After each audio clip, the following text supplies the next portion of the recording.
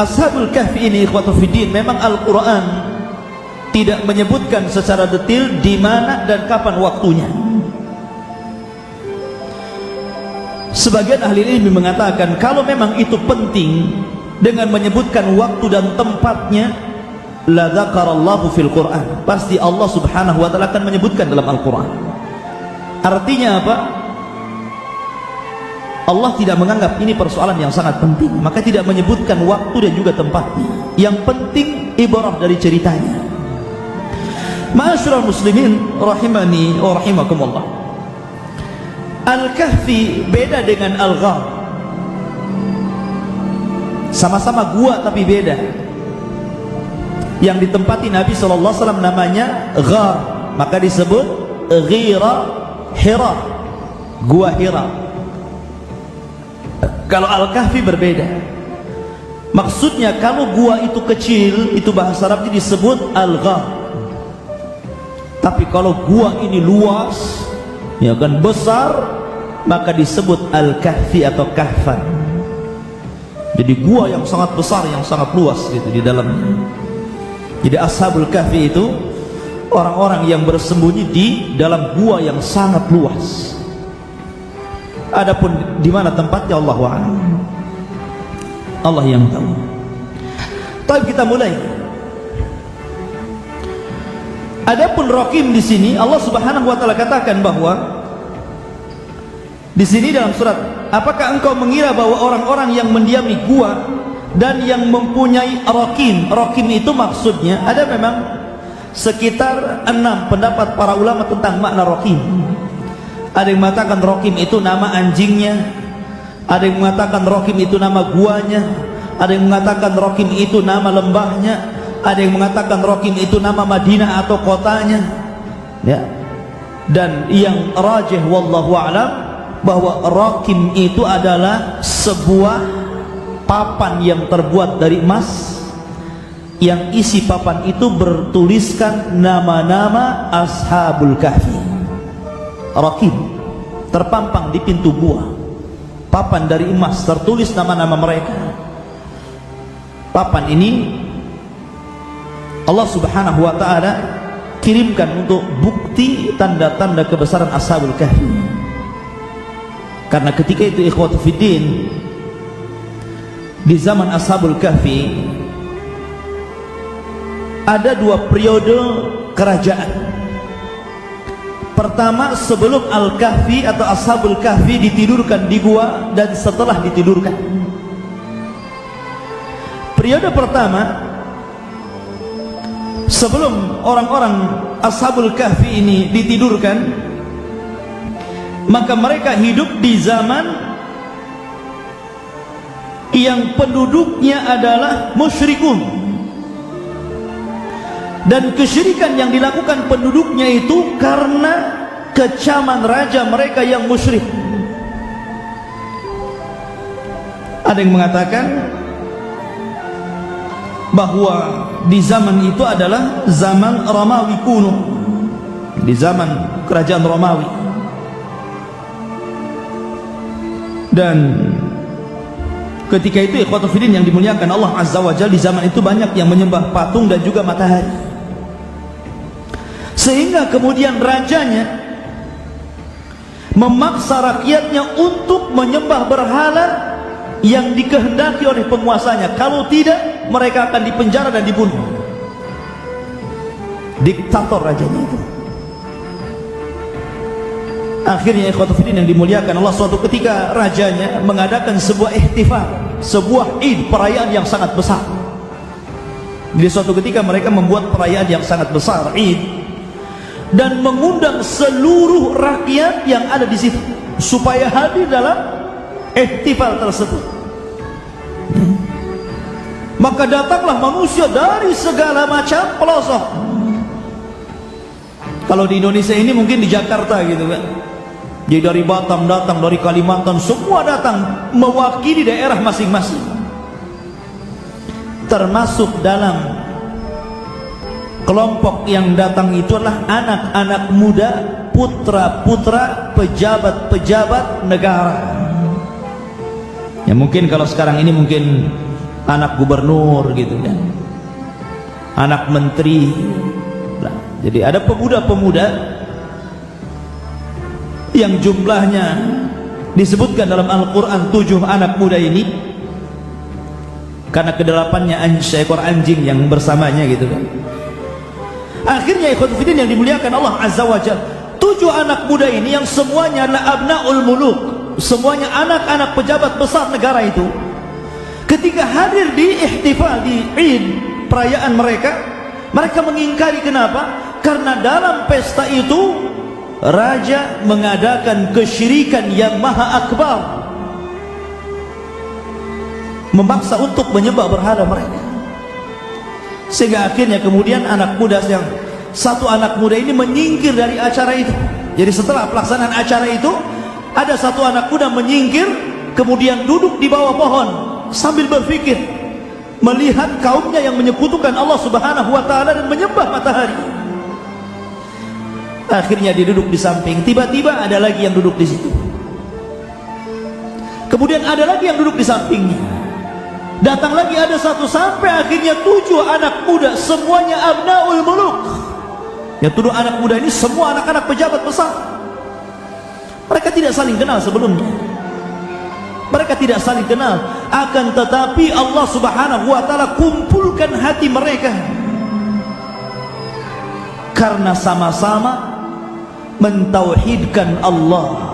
Lau anfaqta ma fil ardi jami'an ma allafta baina qulubihim walakinallaha allafa bainahum. Allah yang telah mengumpulkan mereka karena mereka tegak di atas tauhid. Baru kemudian sesama mereka saling bertanya, tapi itu ketakutan. Jadi kalau dia bertanya kemudian saya umpamanya bertanya kepada anda dan mengingkari apa yang terjadi dengan apa yang dilakukan dalam pesta dari kesyirikan yang begitu luar biasa, tentu kalau dia salah orang bisa dilaporkan ke raja. Sambil ketakutan akhirnya yatasaaluna bainahum, akhirnya saling tanya, baru mereka terbuka bahwa apa yang dilakukan oleh kaumnya ini salah, nggak benar. Akhirnya karena mereka adalah anak-anak pejabat, anak-anak abnaul muluk, raja-raja kecil di daerah, artinya mereka sangat dipandang. Ternyata kabar dari 7 anak muda ini sampai ke telinga raja. Maka dipanggil oleh raja, marah raja karena ada orang yang mengingkari agamanya. Didatangkan, ya, kemudian ditanya, apa masalah? Apa masalah kalian? Maka ikhwat fillah yang dimuliakan Allah Azza wa Jalla, Allah katakan dalam Al-Quran, nahnu naqussu alaika naba'ahum bilhaq innahum fityatun amanu birabbihim wa zidnahum huda. Allah Subhanahu wa taala firmankan, kami akan ceritakan kepadamu ya Muhammad tentang kisah mereka dengan sebenar-benarnya. Sesungguhnya mereka adalah anak-anak muda yang beriman kepada Tuhan mereka, dan kami tambahkan petunjuk kepada mereka. Dan ketika mereka berhadapan dengan raja, Allah katakan apa? Warabatna ala qulubihim وَرَبَطْنَا عَلَى قُلُوبِهِمْ إِذْ قَامُوا فَقَالُوا رَبُّنَا رَبُّ السَّمَاوَاتِ وَالْأَرْضِ لَنْ نَدْعُوَ مِنْ دُونِهِ إِلَٰهًا لَقَدْ قُلْنَا إِذًا شَطَطًا. Ini jawabannya. 7 anak muda ini berani, ikhwan. Berani karena mempertahankan akidah tentunya. Dan mereka sudah tahu konsekuensinya. Artinya bahwa kalau mereka menentang raja, pasti mereka dibunuh.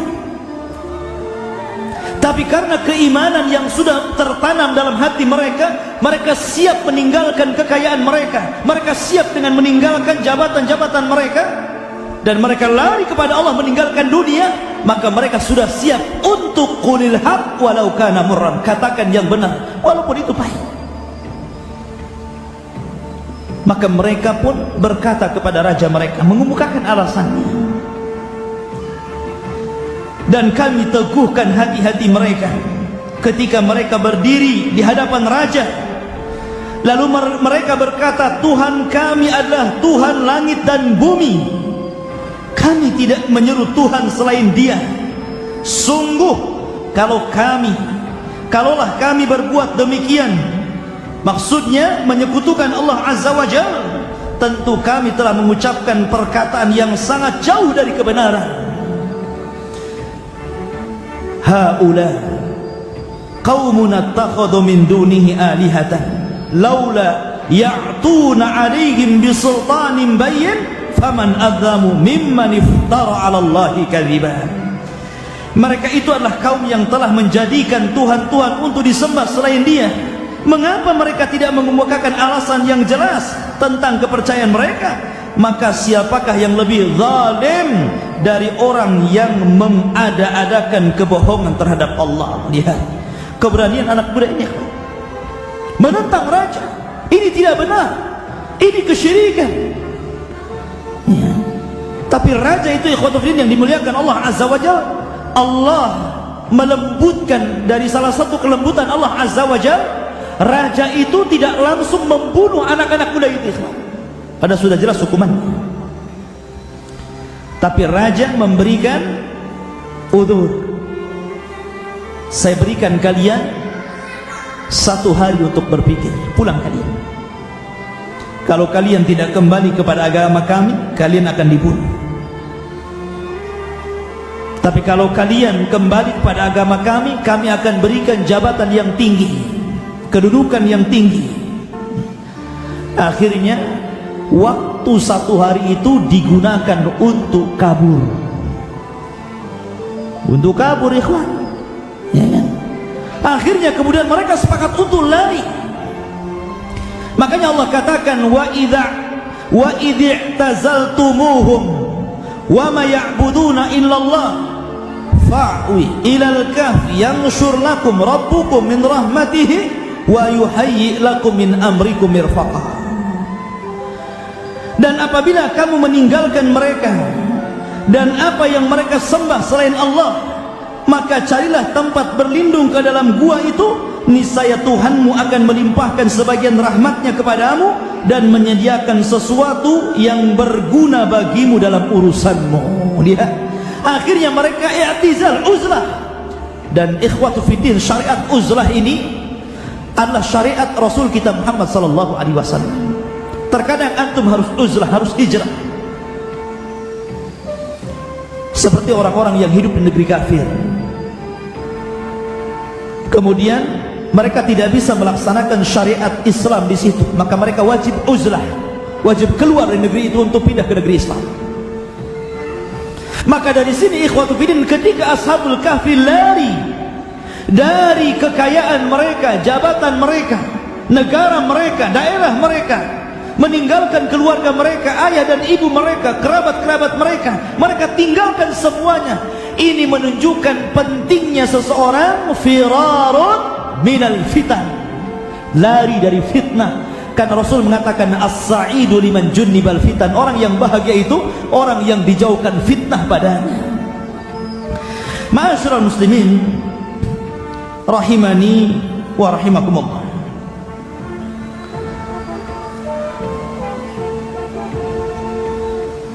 Kemudian ketika mereka sudah lari dan mereka berhasil menemukan satu gua dan mereka beristirahat di situ karena kelelahannya, sudah lari dikejar-kejar gitu kan, karena raja memerintahkan untuk membunuhnya. Siapapun yang mendapati 7 pemuda itu bunuh atau tangkap, bawakan ke hadapan saya. Sehingga mereka lari kecapean ketika mendapatkan sebuah gua. Baru saja mereka duduk, tiba-tiba Allah subhanahu wa ta'ala cabut ruhnya. Allah tidurkan. Karena tidur itu akhuhul maut, saudaranya mati. Makanya ketika Nabi SAW ditanya tentang apakah penduduk surga tidur, maka Rasul mengatakan tidak, penduduk surga tidak tidur, karena tidur itu saudaranya mati. Jadi ketika Ashabul Kahfi baru sampai jadi gua, maka mereka ditidurkan. Berapa lama? 309 hari. 309 tahun, afwan. 309 tahun. Sama dengan kisahnya siapa? Uzair. Ya kan? Dituduhkan dengan waktu yang lama. Kalau Uzair berapa? 100 tahun. Ini lebih lama lagi, 309 tahun. Dan anehnya ikhwatu fillah yang dimuliakan Allah Azza wa Jalla, ini kehendak Allah. Allah berkehendak seperti itu, sehingga karena Allah Subhanahu wa Ta'ala berkehendak akan seperti itu, maka kun fayakun. Allah memberikan penjagaan kepada mereka.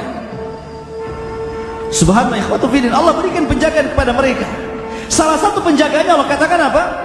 Wa tara syamsa idza tala'at tazawwur an kahfihim dzatal yamin wa idza gharabat taqriduhum dzatal shimal wa hum fi fajwatin minhu dzalika min ayatillah man yahdihillahu fahuwal muhtad wa man yudlil falan tajid lahu waliyyan mursyida.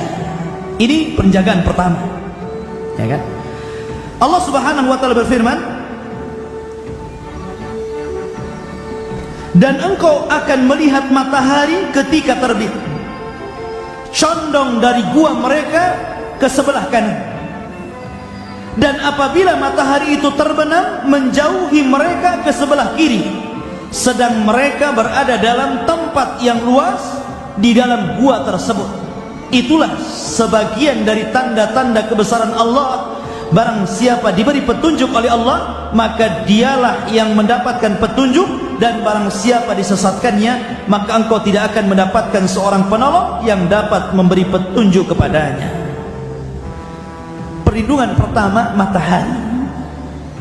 Matahari ini di sini Allah hanya menyebutkan ketika terbit dan ketika terbenam, dan tidak menyebutkan ketika siang hari. Karena siang hari ini khotbidin cahayanya tidak menyehatkan, cahaya penyakit, ya. Makanya yang menyehatkan itu di waktu pagi dan di waktu sore, ya kan? Makanya orang olahraga itu pagi sore gitu kan. Khotbidin yang dimuliakan Allah Azza wa Jalla. Jadi kalau di pagi hari matahari itu mereka masuk, cahaya masuk ke gua, setiap hari masuk ke gua cahayanya. Tapi tujuan cahaya masuk ke gua itu untuk membunuh hewan-hewan yang akan menyakiti Ashabul Kahfi yang sedang tertidur, seperti serangga-serangga, kalajengking. Sebab kalau gelap terus pasti akan dimasuki ular, macam-macam binatang. Kalau gelap terus, maka sekali-kali diberikan cahaya. Allah jaga dengan cahaya itu, tapi cahaya itu menyehatkan Ashabul Kahfi dan tidak memadaratkan mereka. Sebab kalau seandainya, kata Abdullah bin Abbas radhiyallahu anhu, seseorang selama 390 tahun disinari dengan sinar matahari, sudah terbakar jasadnya. Tapi Allah Subhanahu wa Ta'ala melindungi mereka. Ini merupakan inayatullah, perlindungan Allah kepada mereka. Ini satu. Yang kedua, wa tahsabuhum ayqadan wa hum ruqud wa nuqallibuhum dhatal yamin wa dhatal shimal wa kalbuhum basitun dhira'aihi bil wasil law ittala'ta 'alaihim lawallaita minhum firaran wa la mulita minhum ru'ba. Yang kedua kata Allah, wa tahsabuhum ayqadan wa hum ruqud wa nuqallibuhum dhatal yamin wa dhatal shimal. Ini yang kedua, di mana Allah Subhanahu wa Ta'ala membolak-balikan badannya. Jadi ketika dalam tidurnya itu guling ke kanan, guling ke kiri, seperti itu Allah bolak-balikan badan mereka. Untuk apa? Kenapa Allah tidak diamkan saja? Badan itu tidak bergerak dan baru dibangunkan gerak setelah 390 tahun. Kenapa Allah Subhanahu wa Ta'ala guling-gulingkan badannya? Supaya jasadnya tidak dimakan bumi. Sebab kalau diam begini Gaza dan tidak dibolak-balikan, maka jasadnya akan dimakan bumi, sehingga akan rusak.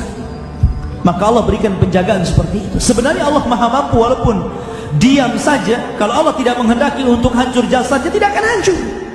Tapi Allah memberikan sebab, maka dibolak-balikan badannya. Ini penjagaan yang kedua. Penjagaan yang ketiga, lawit talata alaihim lawallaita minhum firaran wala mulita minhum ru'ba. Penjagaan yang ketiga di sini, dan jika kamu menyaksikan mereka, tentu kamu akan berpaling melarikan diri dari mereka, dan pasti kamu akan dipenuhi rasa takut terhadap mereka. Artinya apa? Allah berikan rasa ketakutan seandainya mereka melihat Ashabul Kahfi. Makanya ketika raja memerintahkan seluruh prajuritnya untuk mencari Ashabul Kahfi, ketika mereka sudah mendekati gua yang ada Ashabul Kahfi di dalamnya, mereka ketakutan, kemudian pergi disangka gua angker. Allah berikan ketakutan kepada mereka untuk mendekati Ashabul Kahfi. Ini semua penjagaan Allah Subhanahu wa taala. Allah menjaga mereka. Akhirnya ketika Allah Subhanahu wa taala menjaga, setelah 309 tahun mereka tertidur, akhirnya Allah Subhanahu wa taala bangunkan mereka. Kadzalika wa kadzalika ba'atsnahum. Kami bangkitkan mereka. Setelah mereka bangkit, apa? Liyatasaaluna bainahum. Mereka saling tanya, kamu tidur tadi berapa jam? Kamu juga berapa jam? Saling tanya. Ya. Kenapa? Karena mereka ditidurkan di awal siang dan dibangunkan di akhir siang, jadi seolah-olah setengah hari atau satu hari. Ya. Maka mereka mengatakan, ketika sebagian mereka dengan sebagian lain saling bertanya, qala qailu minhum kam labistum? Qalu labisna yauman aw ba'da yaum. Berapa hari kau tinggal di sini? Mereka mengatakan setengah hari atau mungkin separuh hari, satu hari atau mungkin separuh hari. Maka yang lain, qalu rabbukum a'lamu bima labistum. Sesungguhnya Rabb kalian lebih tahu berapa lama kau tinggal di situ. Ikhwat fillah yang dimuliakan Allah Azza wa Jalla. Di sini yang menakjubkan adalah kalimat wa kalbuhum basitun dhira'aihi bil wasit. Dan anjing Ashabul Kahfi, ikhwatu fiddin, senantiasa duduk di depan pintu gua Al-Kahfi. Jadi anjingnya itu di situ terus. Tapi lihat bagaimana Allah Subhanahu wa taala memuliakan anjingnya Ashabul Kahfi. Setiap Jumat antum menyebut-nyebutnya, antum membacanya. Setiap Jumat antum sebut anjingnya Ashabul Kahfi. Wa kalbuhum basitun dira'aihi bil wasit. Setiap Jumat membaca, kecuali yang enggak pernah baca. Tapi Nabi SAW mensyariatkan kita untuk membaca surat Al-Kahfi. Artinya apa? Setiap kita membaca surat ini, otomatis saudara akan menyebutkan ke anjingnya siapa? Ashabul Kahfi. Artinya Allah berikan kemuliaan kepada anjing. Kenapa? Li suhbatil akhyar. Karena anjing ini berteman dengan orang baik, maka ikut baik. Kalau anjing saja berkawan dengan manusia yang baik, ikut baik, ikhwan, tentu antum kalau berkawan dengan orang baik lebih hebat lagi daripada seekor anjing. Masyaallah muslimin rahimani wa rahimakumullah. Maka setelah mereka terbangun, kemudian saling bertanya, akhirnya kemudian salah seorang dari mereka mengatakan, fab'athu ahadakum biwariqikum hadhihi ilal madinah falyanzur ayyuha azka ta'aman falyatikum birizqin minhu walyatalattaf wa la yush'iranna bikum ahada. Akhirnya kemudian mereka mengutus satu orang dengan membawa uang perak. Uang di zaman mereka 390 tahun yang silam, di zaman Bakinius, ya, Raja Romawi, ya. Jadi 390 tahun itu sudah lama kan, sudah berapa generasi itu? Kalau antum usianya 50 tahun berarti 6 generasi gitu. Kalau 100 tahun 3 generasi lah, anggap 3 generasi. Maka akhirnya yang diutus ini bawa uang perak. uang di zaman Bakinius, Raja Romawi. Keluarlah dia dari gua itu, ingin membeli roti. Kemudian sesampainya di pasar, penjual roti ini kaget, ikhwatu fiddin. Kenapa? Karena uang itu adalah uang yang sangat berharga, uang peninggalan 390 tahun yang silam. Sehingga penjual roti mengatakan, menyangka bahwa orang ini tahu harta karun. Jadi orang ini disangka menyembunyikan harta karun. Kemudian orang-orang pun berkumpul melihat koinnya itu aneh gitu kan. Maka para pedagang ini berkumpul aneh melihat koin tersebut. Kemudian anak muda ini dari salah satu ashabul kahfi mengatakan, tidak, aku kemarin baru keluar, baru dikejar-kejar oleh raja, kemudian aku sembunyi. Diceritakan kisahnya. Tapi orang-orang pedagang ini nggak percaya, sehingga mengatakan, dulluna ala kanzin. Ya, dulluna ala kanzin, maksudnya apa? Tunjukkan kepadaku mana harta karunnya. Dipaksa menunjukkan harta karun. Kalau tidak, saya hadapkan engkau ke raja. Akhirnya karena dia bingung, maka oleh para pedagang ini akhirnya dibawa dan dihadapkan kepada raja yang baru, yang berbeda dengan Raja Bakinius. Ya, ini rajanya sudah beriman kepada Allah Azza wa Jalla. Cuman ada kekurangan di zaman itu, bahwa orang-orang yang beriman, yang saleh, masyarakatnya banyak yang mengingkari hari kebangkitan. Jadi hampir di zaman setelah mereka ditidurkan, kaumnya itu mereka memang beriman kepada Allah Azza wa Jalla, mentauhidkan Allah Azza wa Jalla, saleh. Tapi satu kekurangan mereka, mereka tidak beriman kepada hari berbangkit. Itu masalahnya. Akhirnya kemudian sang raja pun melihat bahwa dia tidak dusta, bahwa dia hidup di zaman 390 tahun yang silam, 9 tahun yang silam. Akhirnya mereka kemudian membawa anak muda itu untuk menunjukkan kawan-kawannya, karena raja mulai menghormatinya gitu kan, karena ini sudah luar biasa, sudah seakidah dengan mereka. Maka dibawalah oleh raja dengan pasukannya menuju gua tersebut. Tapi Allah takdirkan seluruh ashabul kahfi, 7 orang ini bersama anjingnya, ketika melihat warga dan juga raja, semuanya meninggal di tempat. Mereka tidak sempat hidup bersama mereka. Setelah bertemu kemudian meninggal.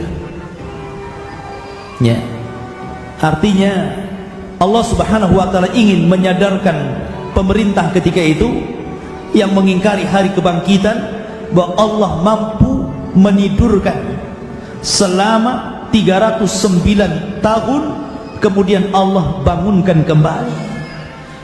Maka kalau seandainya orang diwafatkan kemudian dibangkitkan, itu ahwan Allah, itu mudah bagi Allah Subhanahu wa ta'ala. Maka ini ashabul kahfi jadi pelajaran besar. Akhirnya kemudian mereka beriman kembali kepada hari berbangkit, bahwa mereka akan dibangkitkan oleh Allah Subhanahu wa ta'ala.